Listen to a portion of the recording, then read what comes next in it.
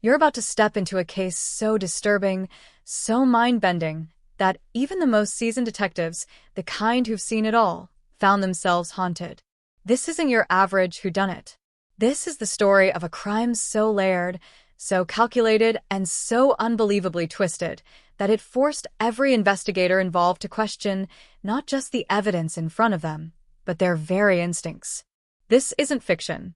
It's real. And once you hear what happened, you'll understand why they say some cases don't just test your skill, they test your soul. Now, before we go any further, let me ask you something. Have you ever seen something that didn't quite make sense, but you couldn't explain why? Maybe a glance someone gave, or a story that just didn't sit right. That gut feeling? That's what cracked this case wide open. And that same gut feeling will come to you as you hear what really happened in this quiet American town where everything seemed perfect until it wasn't. You clicked on this video for a reason. Something about the title, the case, the word twisted pulled you in, and I promise by the end, you'll get your answer. In fact, you'll get more than one. You'll get the truth that was buried under layers of deception. But here's the deal. You can't skip ahead. Every minute of this story is a breadcrumb, and if you miss one, you might not see the full picture. This case unraveled like a psychological puzzle, and if you stick with me, you're going to witness exactly how detectives pieced together a nightmare no one thought could be real. Now, let's set the scene. The year was 2017, and the town of Fairhaven, nestled in the Pacific Northwest, was the kind of place people move to when they want to escape the chaos of city life. Beautiful tree-lined streets, friendly neighbors, the kind of town where kids ride bikes until sundown and people leave their doors unlocked. It was safe, or so they thought, until a single 911 call shattered that illusion forever. It started like any other day. A man called in to report that his wife hadn't come home from work the night before. She was a school counselor, respected, loved, always on time, never reckless. The caller, visibly distressed, said her car was still in the school parking lot. No sign of a struggle. No sign of her. It was like she had vanished into thin air. Detectives arrived on scene, thinking it might be a missing person case. Maybe she ran off. Maybe she was having an affair. Maybe she'd had a breakdown. But as they pulled surveillance footage, talked to coworkers, and checked phone records, what they found didn't add up. In fact, nothing made sense. And that's when they knew something was very, very wrong. Here's where things get chilling. The deeper they dug, the stranger it got. Her husband's story began to shift. Just a little at first, minor contradictions. But then his timeline started to fall apart. And then a strange piece of footage surfaced from a gas station 20 miles away. A woman matching the counselor's description, but with someone they never expected. That clip, just 14 seconds long, would become the cornerstone of the investigation. But it wasn't enough. Not yet. See, this wasn't just a case of a missing woman. This wasn't about a jealous spouse or a random act of violence. This was a trap, set long before anyone realized. A trap so elaborate, it had police chasing dead ends for weeks. But one thing about good detectives, they don't just chase leads. They follow patterns. And once they noticed a particular behavior repeating, once they zoomed out and started connecting the dots across 3 counties, everything changed. Let me ask you again, do you trust your instincts? Because as you're listening, you're going to start forming your own theories. You're going to think you've figured it out. But I promise you, what's coming, you won't see it coming. The twist in this case didn't just surprise the public. It broke the case wide open after nearly slipping into cold case territory. And when the truth finally emerged, it wasn't just about one missing woman. It was about a hidden life, multiple victims, and a predator hiding in plain sight. That's what makes this case different. Most true crime stories give you a victim and a suspect, and then walk you through the chase. But this story? It's like peeling back layers of a haunted house. Every room reveals something more terrifying than the last. And just when you think you've reached the heart of it, you realize the story goes even deeper. That's why detectives, real, hardened, experienced detectives, still talk about this case today as the most twisted of their lives. Let's talk about the lead investigator, Detective Marcus Keller. A 20-year veteran of the force, Keller had seen it all. Drug rings, domestic abuse, serial offenders. But nothing could have prepared him for what he found here. Keller wasn't just solving a crime. He was being manipulated. From the very beginning, someone was playing a game, and he didn't even know he was a pawn. That's why this case stuck with him. Because by the time they figured it out, it wasn't just about catching the killer. It was about stopping something far more sinister. This story isn't just about justice. It's about deception, obsession, the lengths someone will go to maintain control, and how even the most careful monsters leave a trail behind. It's about psychology, about the masks people wear, and how evil often hides behind the ordinary. You're going to meet characters you trust and regret trusting. You're going to hear details that sound too bizarre to be real. But I promise you, everything in this video is based on documented facts, police records, and first-hand interviews. This is real, and that's what makes it so terrifying. Now, if you're someone who loves solving puzzles, or if you're fascinated by the psychology of criminal behavior, this story will pull you in. Every clue, every detail, every red flag, it's all here. But it takes patience. And just like the detectives on this case, you'll need to stay with it until the very end to truly understand how it all connects. And for those of you who think you've seen it all in true crime, buckle up. Because I guarantee this case will challenge everything you think you know about criminal investigations. About what evil looks like. About how far someone can go when they believe no one is watching. So, as we begin, remember this. Everything you're about to hear is part of a web. Intricate, deceptive, and designed to protect the truth from ever being discovered. But thanks to one overlooked clue and one detective who refused to give up, the web unraveled. And what lay at the center was darker than anyone could have imagined. But here's the catch. We're just getting started. In the next few moments, you're going to meet the people involved, hear the chilling 911 call that started it all, and discover the first real clue that sent shockwaves through the entire investigation. And just when you think you've found the villain, another twist will hit you harder than the last. So stay with me. Don't click away. This is the story you've been searching for, the one that will stick with you long after it ends. And trust me, by the time it's over, you'll never look at your neighbors the same way again. Now, let's rewind, because the night she disappeared, someone saw something. Something they didn't realize was important at the time. Something that changes everything. To be continued. Would you like me to continue developing the next part of the video, diving into the evidence, character backgrounds, or specific psychological elements of the crime? The night she vanished, it had rained. Not heavily, not the kind of storm you remember weeks later, but just enough to leave the sidewalks slick and the scent of wet asphalt lingering in the air. That detail, minor as it may seem, would later become important. But for now, it was just another ordinary evening in Fairhaven. Cassandra Hale, 34 years old, known to friends and students alike as Cassie, was last seen leaving her office at the middle school around 6:15 p.m. She had stayed a little late, standard for her. She was meticulous, the kind of person who didn't like to leave loose ends. According to her coworkers, she had been grading essays, responding to parent emails, and preparing materials for an anti-bullying seminar she was helping organize. Nothing out of the ordinary. No strange visitors. No heated phone calls. Nothing that would suggest that within hours, she would completely vanish without a trace. Cassie lived a quiet, structured life. She had been married to Brian Hale for nearly 7 years, and from the outside, their relationship appeared stable. Pictures of smiling vacations, cozy dinners at home, weekend hikes, all over her social media. They'd just refinanced their home a few months prior, which suggested long-term plans. There were no signs of separation, no rumors of affairs. Friends described Brian as supportive, laid back, maybe a little distant, but never volatile. He worked from home as a freelance web developer, the kind of job that kept him plugged into screens more than people. Detectives noted early on that while Brian was cooperative during the first stages of the investigation, his demeanor was oddly measured. Not emotionless, but restrained, like someone holding back or rehearsing each word before letting it out. That stuck with them. As detectives began to peel back the layers of Cassie's life, they found more than just the expected routines of a school counselor. Beneath the surface was a woman quietly wrestling with something. In the weeks leading up to her disappearance, she had confided in a co-worker that she felt like someone was watching her.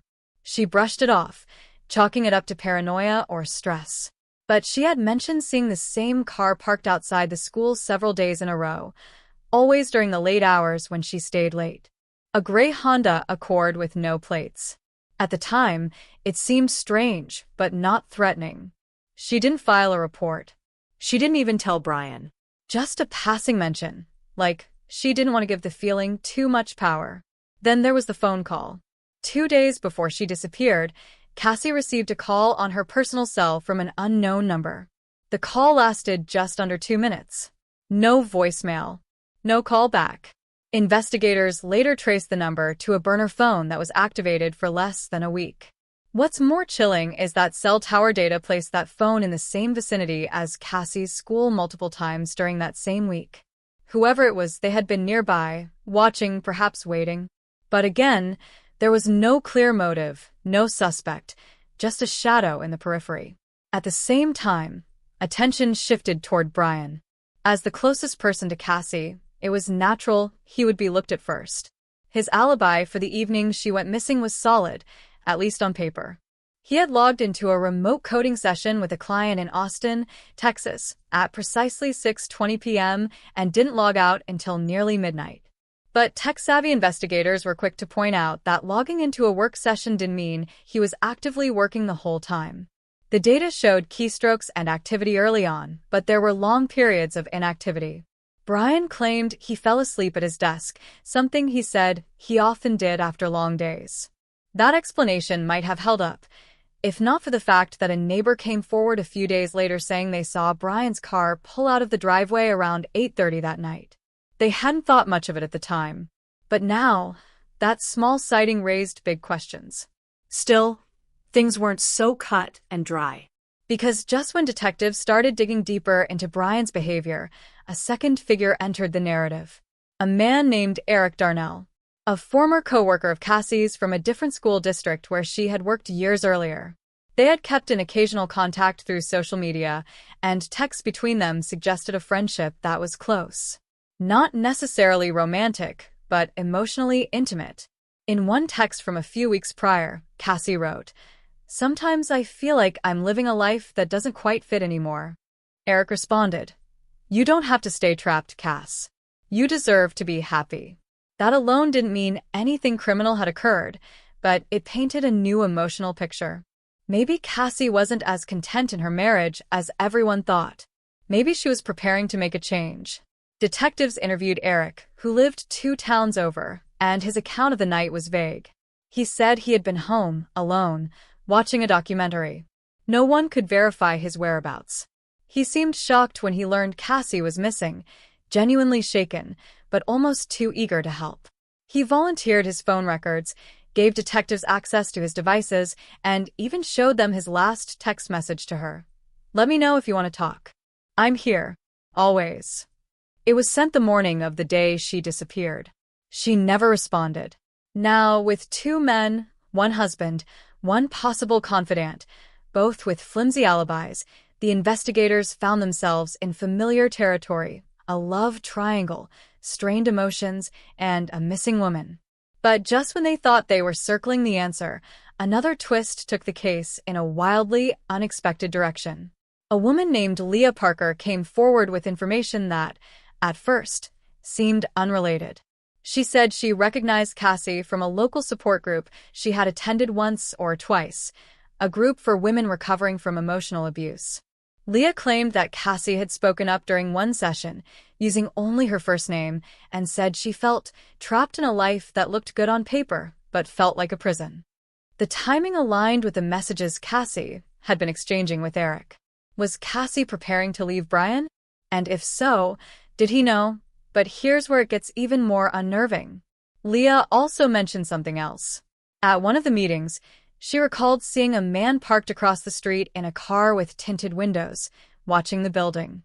She couldn't make out his face, but she remembered the car, a gray Honda Accord, the same one Cassie had seen near her school. It was too specific to be coincidence. And yet, nothing pointed definitively to Brian, or Eric, or anyone. Every clue seemed to lead somewhere until it didn't. The case was building tension like a wire stretched too tight, ready to snap. Detectives were dealing with overlapping motives, shadowy surveillance, emotionally complex relationships, and one glaring reality: no body. No crime scene. Just absence. Which meant that even with growing suspicions, no one could be charged. Not yet. In the court of public opinion, Brian was already guilty. Internet sleuths flooded forums with theories, dissected his mannerisms in news interviews, and labeled him everything from a narcissist to a sociopath. But the truth is, those closest to Cassie remained divided. Some believed she had run away.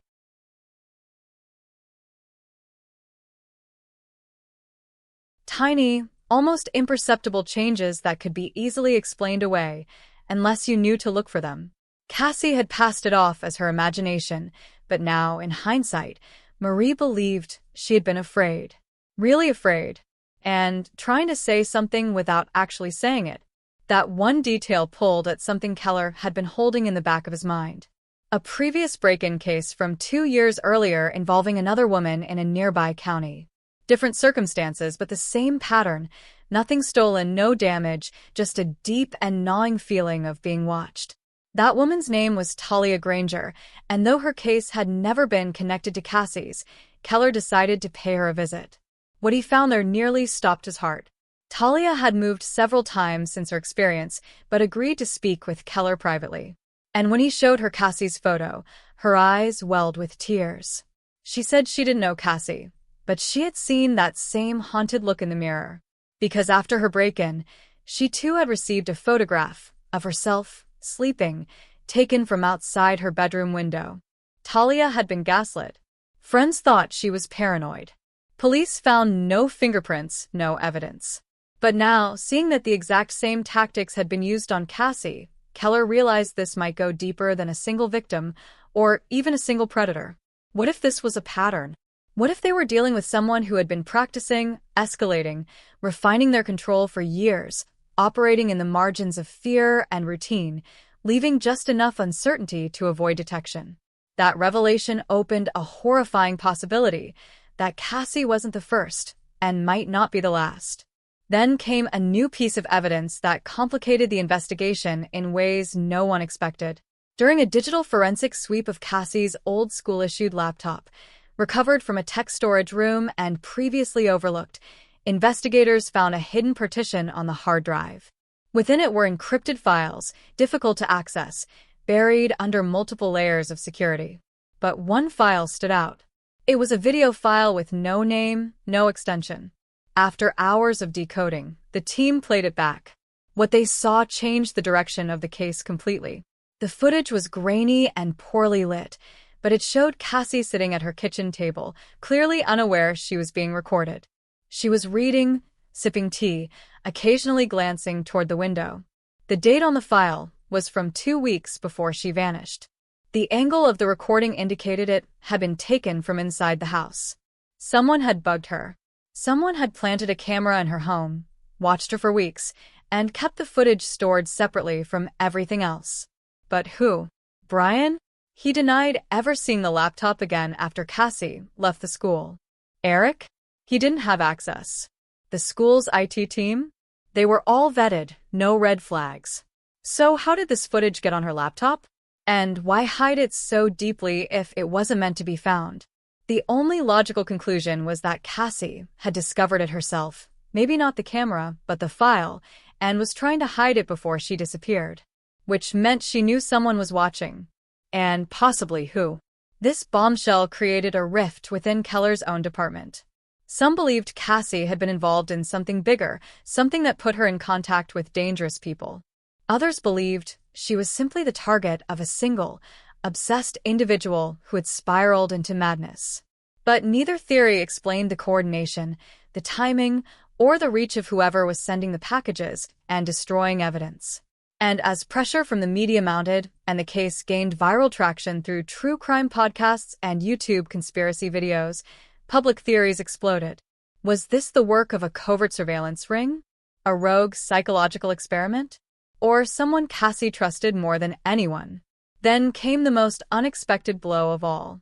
Keller's partner, Detective Rachel Moore, confessed something she had kept secret. Weeks before Cassie disappeared, she had received a tip, an anonymous voicemail that claimed a local teacher was in danger and being watched. The voice never said who, never named Cassie directly, but Rachel had ignored it. She hadn't reported it, assuming it was a prank. But now, she feared she had been manipulated, that someone had planted that seed early just to see how far it would go. Rachel's confession shook Keller's confidence. Could the threat have been stopped before it escalated? Or worse, was Rachel being watched too? The deeper they dug, the more the truth seemed to unravel. What began as a single woman's disappearance now looked like part of a far more elaborate, sinister game. One that involved layers of surveillance, psychological torment, strategic manipulation, and silence enforced through fear. No one could be fully trusted, not even those closest to the case. And then, just as Keller prepared to release a public statement about the new footage, a second photograph arrived. This time it wasn't Cassie. It was him, taken from behind, in his own home, staring at a wall of evidence. The watcher had become the watched. Keller stared at the photograph for a long time, longer than he could justify, letting the silence of his apartment wrap around him like a noose. It was unmistakably recent. His back turned, hunched slightly forward, mid-thought as he studied the case board pinned to the wall above his desk. He didn't remember the moment exactly. It could have been any late night over the past week, but the photo captured him in a rare state of vulnerability, his guard down, utterly unaware. That fact alone was enough to raise every alarm in his mind, but what truly unhinged him was the angle. The shot wasn't taken from outside, not through a window or a camera hidden in the street. It was too close, too perfectly framed. The image could have only been captured from inside his home, his private space, his refuge. That realization hit him like a punch to the chest. Someone had been in his apartment, not just once, maybe more. And they had stood there, in the shadows, watching him, recording him, without leaving a trace. He swept through every room, tearing open drawers, checking vents, pulling back curtains with shaking hands. He found nothing. No hidden cameras. No sign of forced entry. Nothing out of place except for the overwhelming sense that he no longer owned his own life. The intrusion wasn't just physical, it was psychological. Whoever this was, they weren't just targeting Cassie. They were playing with Keller now, prodding his boundaries, daring him to keep going. And that's when the fear truly started to set in, not just for his safety, but for his sanity. This wasn't the kind of threat you could fight off with a badge and a gun. It was something colder, smarter, patient. A kind of evil that seeped into the cracks of your life until it owned you. He tried calling Rachel. No answer. That was strange, but maybe she was off the grid for the night, taking a break from the mounting pressure. Still, something didn't sit right. Keller drove to her apartment just past midnight, convincing himself it was just a check-in, something partners did when things got tense. But her car wasn't in the lot. Her lights were off. Her mailbox was overflowing, something that never happened. He used the spare key she had given him months ago, an emergency backup neither of them ever thought they'd need. Inside, everything was silent. Too silent. Her phone was still plugged into the charger on the kitchen counter. Her purse on the table. Her badge and gun locked in the case by the door. It looked like she'd stepped out for a second and just never came back. Keller paced the apartment, piecing together every detail. The windows were locked. No signs of forced entry here either. But on her desk, beside her case notes, was something that didn't belong, a white envelope. The same kind he had received. He opened it with trembling fingers. No words this time. Just a photo. Rachel, sitting in her car, head tilted back as if asleep, eyes closed. Date stamped 12 hours earlier. It was clear now. Rachel hadn't just gone dark. She had been taken. The walls felt like they were closing in. Keller had always believed in the line between good and evil, between predator and protector. But that line was blurring fast. He wasn't just chasing shadows anymore. He was inside the storm. Someone out there had access to every move they made, They had information that shouldn't have been available, knew things only insiders would know. It wasn't just a matter of watching anymore. It was active, Strategic. personal. He began to question everything. The evidence that had disappeared, the conveniently timed fires, the anonymous messages that always came just when the investigation hit a wall. It felt orchestrated, like a sixth symphony conducted by someone who reveled in control. And that thought, that this entire time, someone had been steering them like pieces on a board, made Keller feel more powerless than he'd ever felt in his life. He started to replay every decision, every moment he thought he was leading the charge. What if he was never in control? What if the real purpose of the game wasn't to find Cassie at all, but to drag the investigators deeper, to dismantle them from the inside? And then came the final, most devastating blow of the night. Keller checked his voicemail, desperate for something, anything that might explain what was happening. There was a new message, time-stamped just 20 minutes earlier. No number. The voice was heavily distorted, digitally scrambled beyond recognition. But the words were clear. You're next. And this time, we'll be watching when you disappear. The message ended with silence. Keller sat there, phone clutched in his hand, staring into the void of his dark apartment. Every shadow felt alive. Every sound outside the window made his skin crawl. It was no longer about Cassie, or Rachel, or the case files gathering dust on his desk. Now it was survival. And as much as he hated to admit it, he finally understood what Cassie must have felt in those final days, helpless, hunted, and completely alone. But one thing still burned inside him, keeping him from falling apart. Someone was going to answer for this. Because even in the darkest moments, Keller knew one thing for certain. He wasn't going to vanish without a fight. What he didn't know yet was that the fight had already begun. Keller hadn't slept in over 30 hours, and his mind had begun slipping into that strange space between reality and exhaustion, where every sound feels amplified and every shadow breathes with intent.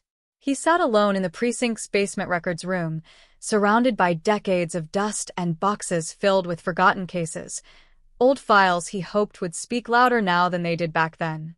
He wasn't just digging for clues anymore. He was digging for patterns, for answers buried beneath red tape and procedural oversight. But what he found instead was something he never expected, something that flipped everything upside down in a single, stomach-churning moment. The folder was mislabeled.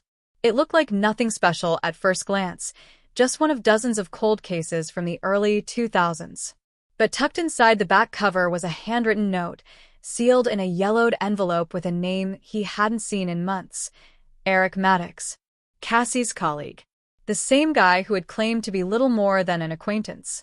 Keller tore open the envelope and unfolded a letter that wasn't meant for him, dated 12 years ago, addressed to someone named R, and signed with a set of initials.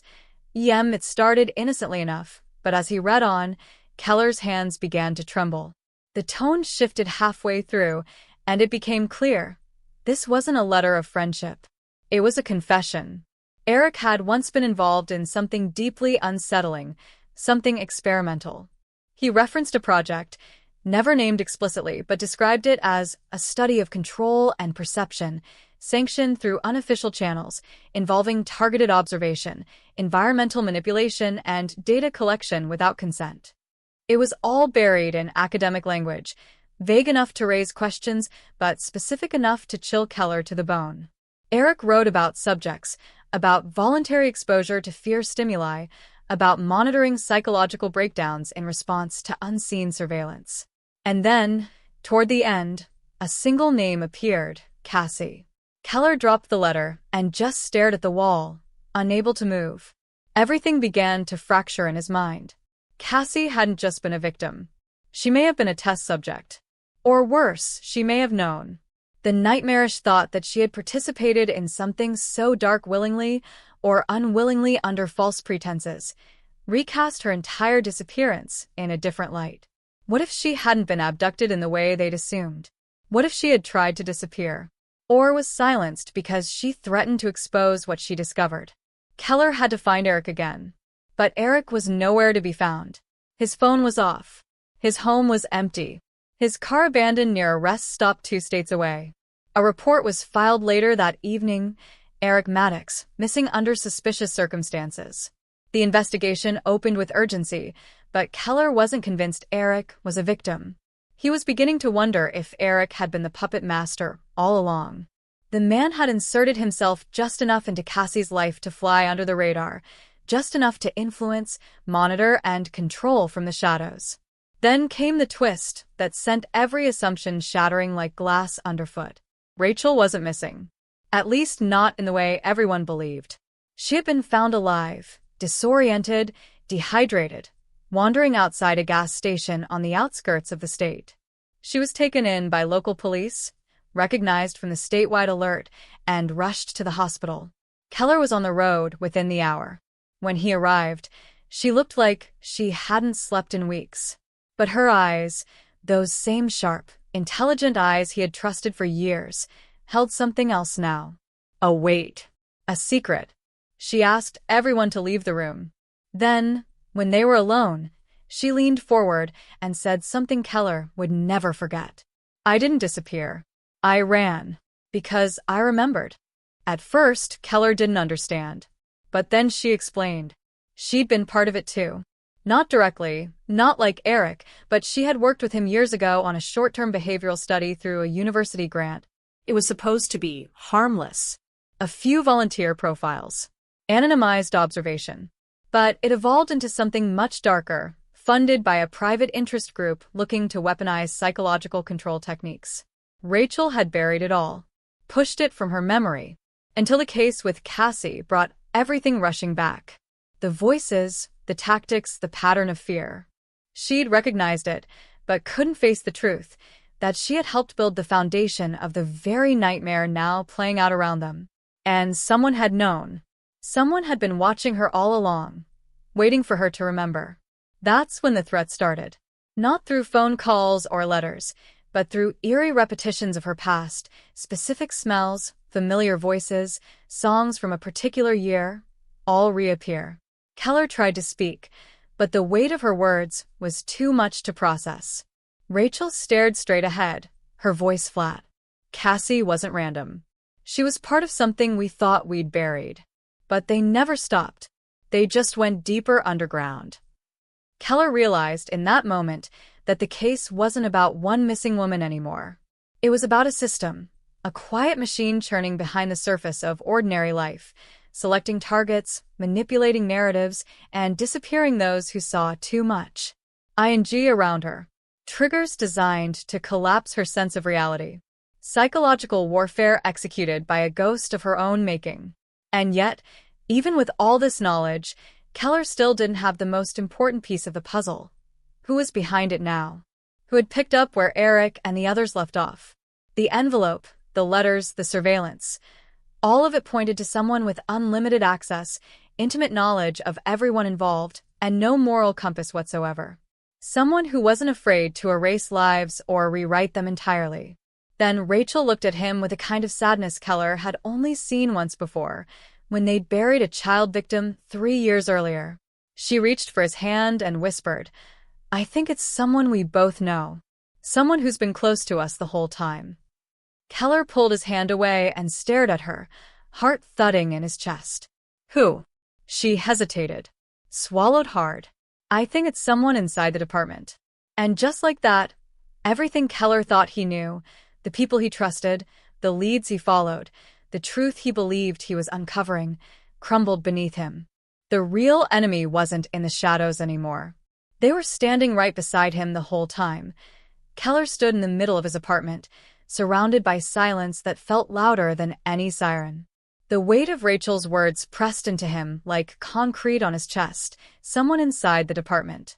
That changed everything. The idea that the very institution he devoted his life to might be harboring the same darkness they were trying to expose shook him to his core. These weren't just anonymous forces anymore. They had names, faces, desks down the hall from his.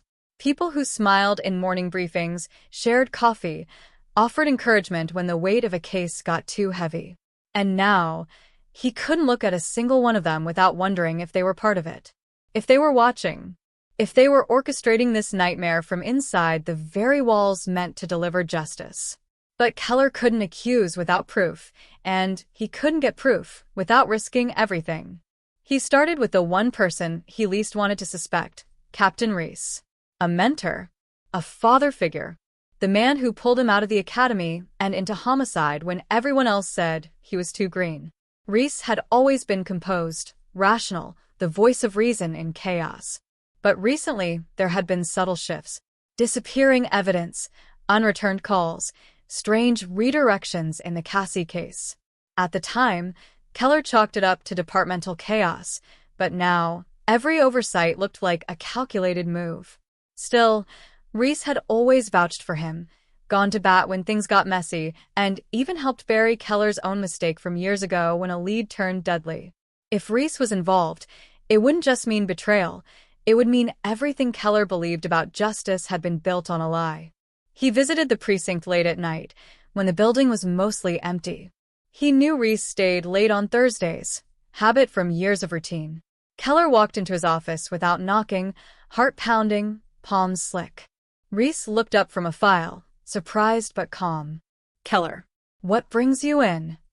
Keller closed the door slowly, watching the captain's eyes for even the smallest flicker of guilt. He didn't see it, but that didn't mean it wasn't there. "We need to talk," Keller said, voice steady but cold. "About Cassie. About Rachel. About everything." Reese leaned back, folding his arms across his chest, his face unreadable. "You think I'm involved?" It wasn't a question. Keller didn't answer right away. He just stared at the man who had once felt like family and saw, for the first time, the possibility that he didn't know him at all. Reese didn't deny it. He didn't confirm it either. Instead, he offered something more disturbing, a choice. "You want a truth?" he said, reaching into his desk drawer and pulling out a flash drive. "This has everything. Every file they didn't want you to see. But if you take it, you're on your own. No badge. No backup. No protection. They'll know you're coming, and they won't let you get far." Keller took the flash drive with trembling hands. "Who are they?" he asked. Reese looked at him for a long moment, then said quietly, "People we used to work for. Before we knew what this really was." The room felt like it was tilting. Keller wanted to demand more, to scream, to throw a chair through the window. But he knew now that the deeper truth came with a cost. And Reese had just shown him the bill. If he walked away now, if he destroyed the drive and pretended he never saw it, he might live a quiet life. But if he pursued it, if he opened the files and followed the trail, he'd be burning every bridge he ever built. That night, Keller sat in his apartment with a flash drive clutched in his hand, staring at his laptop. He could feel the walls tightening around him again, the same oppressive sensation he'd felt when he found that photo of himself taken, without his knowledge. He plugged it in. His screen lit up with a directory of folders, each labeled with numbers, case IDs, and initials. Some he recognized. Others he didn't. But one caught his eye immediately, KJ. His own name. Keller Jameson. There was a file on him. He hesitated, then opened it. The contents were like acid in his veins. Surveillance logs. Psychological evaluations. Behavioral analysis. Patterns of stress, burnout, moral flexibility. The kind of data no one should have access to, especially not on him. One note, dated 6 years ago, stood out above the rest. Subject shows high loyalty, but increasing cognitive dissonance. Recommend targeted exposure to moral conflict scenarios to test reaction. That was around the time of his first breakdown. The time he almost quit the force. When he thought he was just exhausted, losing his edge. But now he realized he hadn't been burning out. He'd been tested. Keller threw the laptop across the room, watched it crash into the wall, and slump to the floor.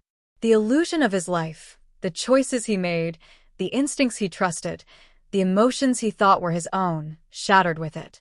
He wasn't just chasing this monster. He had been part of the experiment all along. And now, someone wanted to see how far he'd go before breaking completely. The next morning, a letter was slipped under his door. No stamp. No return address. Inside was a single sentence. "You've seen enough. Walk away, or we'll finish what we started." Keller stared at the words, the weight of everything crashing into his chest. Keller didn't sleep. He couldn't. His thoughts were racing, spiraling through every encounter, every conversation, every subtle moment that once seemed harmless, but now screamed of manipulation. The flash drive sat in pieces on the floor, shattered like his trust in the very system he'd sworn to uphold. The surveillance logs, the files labeled with people he thought were just background players, they weren't isolated. They were pieces of something massive, something coordinated. And if he was being honest with himself, it terrified him. Because this wasn't just about Cassie anymore. It was about control, mind games, behavior tracking, the shaping of people's lives without them ever knowing. And it had spread further than he ever imagined. He didn't know where else to turn, so he drove to the one person left he still believed in, Detective Lynn Wallace. She'd transferred into the department 3 years earlier and earned a reputation for being sharp, fearless, and brutally honest. Keller had worked cases with her. She never backed down, never looked away when things got ugly. If anyone could help him make sense of what was happening, it was Lynn. He showed up unannounced at her apartment just before dawn. She opened the door in sweats, bleary-eyed but alert. Keller looked like hell, red-eyed, soaked from the storm that had broken during his drive. He didn't waste time. "I need you to look at something," he said, handing her a printed copy of one of the logs from the drive, one with her name on it. She read in silence. Her face hardened with every line. "Where did you get this?" she asked, her voice tight. Keller hesitated, then told her everything. Rachel's confession, Reese's ultimatum, the surveillance, the files, the threats. Lynn sat down slowly, staring off like she was trying to remember something buried. Then she looked at him, with a blank expression Keller couldn't read. "This doesn't surprise me," she said finally. "Not like it should." And that's when she told him her truth. A few years before joining their department, Lynn had been recruited into a pilot program run through a private security firm tied loosely to the state. On paper, it was designed to test predictive behavior models in high-crime areas, data-driven policing, artificial intelligence, human factors monitoring. But off the record, it was something else. She'd seen them test psychological pressure points, manipulate fear responses, insert subtle cues into people's environments to shift behavior. It was sold as cutting-edge strategy, but in practice, it was dehumanizing. A control mechanism disguised as research. Lynn had tried to walk away, and they let her go on one condition: keep your mouth shut, and you'll be left alone. She'd done that. Until now. "They're everywhere, Keller," she said, her voice raw. "They don't work in shadows anymore. They work inside the system. Embedded. Quiet. Patient. And they don't stop once they start." She leaned in close, gripping his wrist. "Whatever you do next, you can't do it alone." But it was already too late for that. Because while they were talking, someone else had already made a move. A call came through from dispatch. Reese had been found dead. Apparent suicide.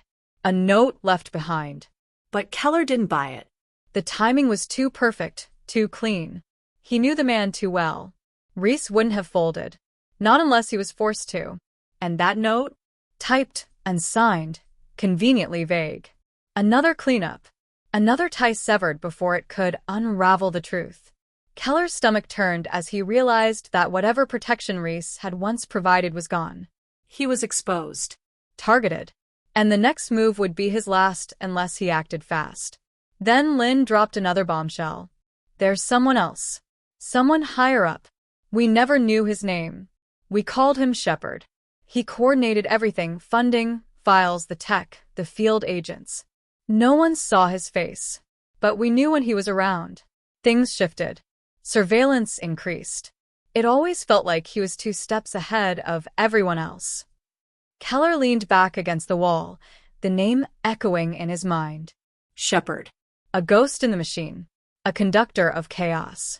If this person was real, then everything, the threats, the disappearances, the surveillance, wasn't just a rogue operation. It was a campaign. An orchestrated effort to control outcomes and silence those who got too close. Cassie, Rachel, maybe even Eric, they weren't just victims. They were warnings. Examples of what happened to people who didn't follow the script.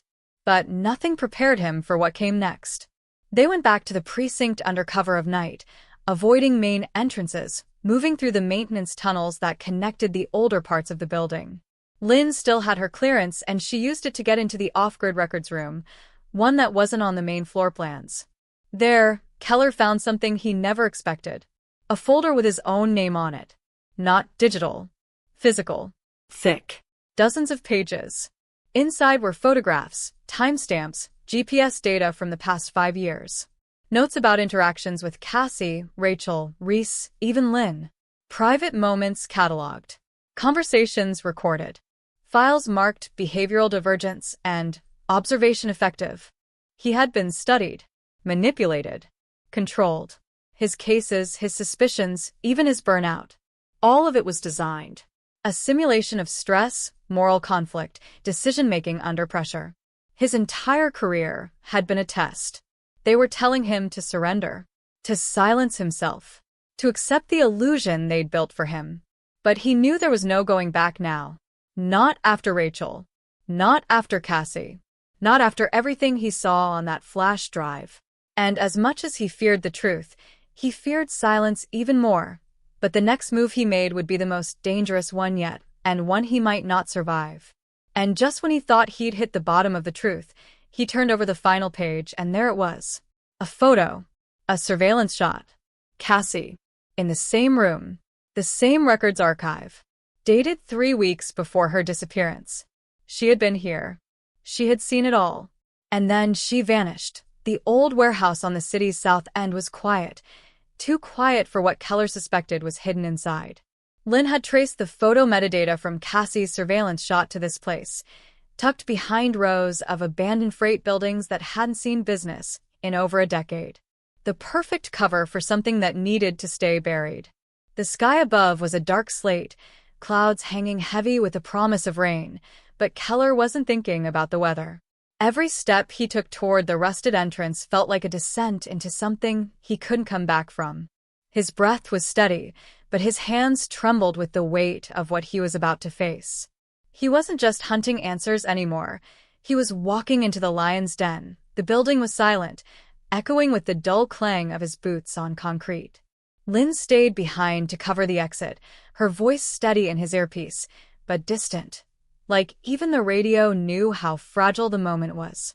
Inside, the warehouse was massive and open, but something about it felt staged. Too clean. Too orderly. And in the center, surrounded by soft fluorescent lights, was a single glass room. Inside it stood a man in a dark blazer, sleeves rolled up, eyes already locked on Keller like he'd been expecting him. No weapons. No backup.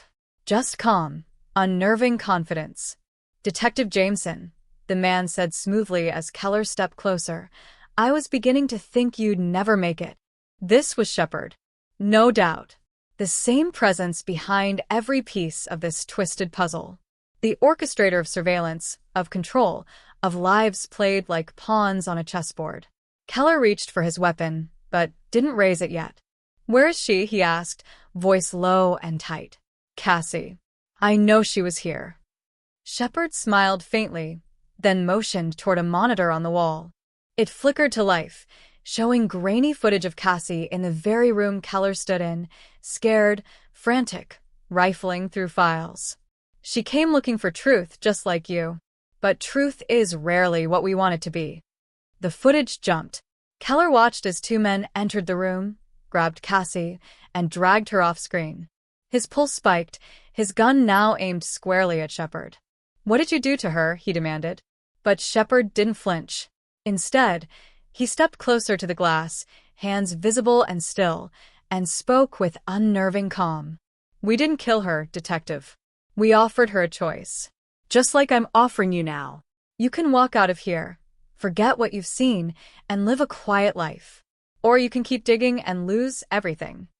Keller's mind was reeling. The files, the surveillance, the experiments, all of it pointed to one massive, horrific truth. They weren't just studying him. They were creating people like him, shaping decisions, pushing boundaries, testing how far someone would go in the name of justice, or revenge, or survival. Cassie had been part of it. A test subject, yes, but also something else. Keller remembered her warning, her coded voicemail, the way she'd looked at him that last time like she knew something he didn't. And suddenly it clicked. Cassie hadn't been a victim. She had been working with them. The realization hit like a punch to the chest. He staggered back, ball rising in his throat. Shepard saw it on his face and gave a slight nod. She was embedded long before you met her, Keller. She wasn't there to be saved. She was there to watch you, push you, see what you'd do when the world closed in. The betrayal cut deeper than any blade. He thought about every moment he trusted her, every confession, every time he thought they were two people caught in something bigger. She'd orchestrated her own disappearance, faked the fear, baited him into chasing ghosts. And all of it had been part of the game. But then Shepard said something that changed everything again. She tried to quit. That's why she's missing now. Not because we took her. Because she ran. She learned to care about you, and that wasn't part of the program. Keller's hands trembled. His gun wavered. So it was true. Cassie had started as a plant, a manipulator, but something changed. She'd developed real emotions. Broken protocol. Tried to expose the truth. That meant she was out there somewhere, in hiding, possibly being hunted by the same people who once called her an asset. Suddenly, a sharp crack echoed from above. The sound of metal splitting. Keller ducked as a bullet shattered the glass wall behind him. The warehouse erupted into chaos. Shepard was gone in an instant, the monitors going dark. Lynn's voice crackled in his ear, panicked. Keller, it's a setup. There's a team moving in on you. Get out now. Keller sprinted for the side door, gun drawn, heart pounding like a war drum. Figures moved in the shadows, but he fired first, forcing them back. Adrenaline surged as he barreled through the door into the night air, Lynn waiting in the car with the engine already running. They peeled away from the warehouse, tires screeching on wet asphalt, gunfire ringing out behind them. But they made it out. Barely. Back at Lynn's apartment, bleeding and breathless, Keller collapsed onto the couch. Everything had changed. The mystery wasn't just solved, it had exploded into something bigger than he could have imagined. The conspiracy was real, sprawling, and deeply embedded in institutions meant to protect people. Cassie had been a pawn turned rebel. Shepard was still out there, watching, planning. And Keller was now a fugitive in the eyes of the system he once served. Then Lynn handed him something she found in the warehouse while covering his exit, another flash drive. It was labeled with one word, redemption. And on it, a single video. Cassie, looking directly into the camera. Keller, she said, voice shaking but determined, if you're seeing this, it means I failed to stop them, but you still can. Everything you need is in this file. I'm sorry for everything I did, but I never stopped caring about you. Please don't let them win. And just like that, everything twisted again. Because maybe she was the key to ending it all. Or maybe this was just the next phase of the test. The flash drive labeled Redemption held more than just a final confession. It was a blueprint, a digital graveyard of secrets, contracts, Black Ops project memos, and embedded files exposing every level of the program. Names, dates, audio recordings, psychological assessments, even footage of high-ranking officials discussing data response thresholds as if real people weren't at the center of their twisted social experiments.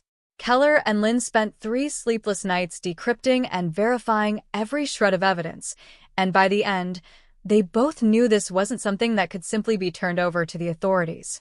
Because the authorities were part of it. They'd been funding it, feeding it, and in some cases, directly benefiting from its existence. And now that Keller had the proof, the question wasn't just what he would do with it, but how much he was willing to risk to expose the truth. They leaked parts of the evidence anonymously to a handful of independent journalists known for surviving smear campaigns and staying off the radar.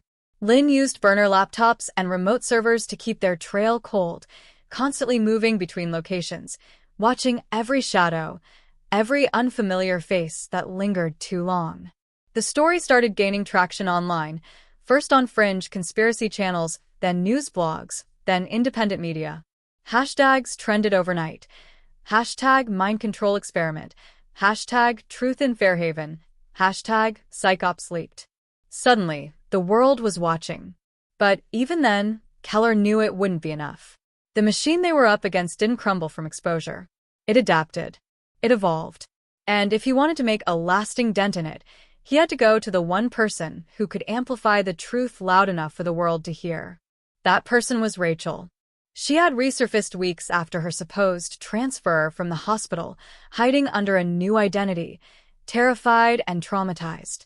But when she saw the video from Cassie, something inside her shifted. She agreed to speak out, on camera in public. Her testimony went viral within hours. She told the story with clarity and courage, exposing the twisted behavioral studies, the lies told to protect them, and the names of the doctors and agents involved. Her story added humanity to the data, faces to the files, and it broke through the fog of doubt that the system had relied on for years. Whistleblowers followed. A wave of anonymous statements flooded secure forums. Pieces started to come together in a way that no longer felt like a conspiracy theory. It was a reality too horrifying to ignore.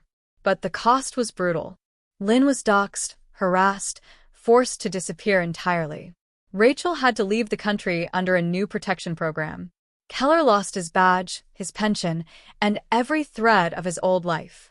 He became a ghost in his own world, constantly looking over his shoulder, sleeping in safe houses, changing phones every week. But he had something now he hadn't had in a long time. A kind of peace. Not from justice, not from victory, but from finally knowing he wasn't crazy. That everything he had seen and suffered wasn't a delusion, it was by design. And he had disrupted it. As the months passed, small changes began to surface.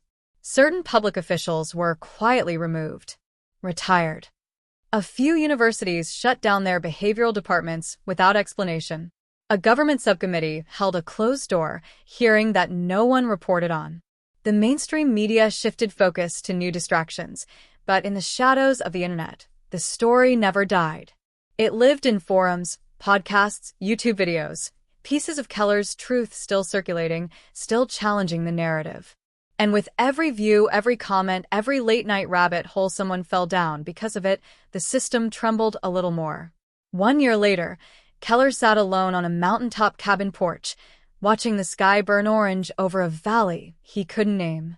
He hadn't seen Lynn in months. Rachel was safe, but unreachable. Cassie was still missing.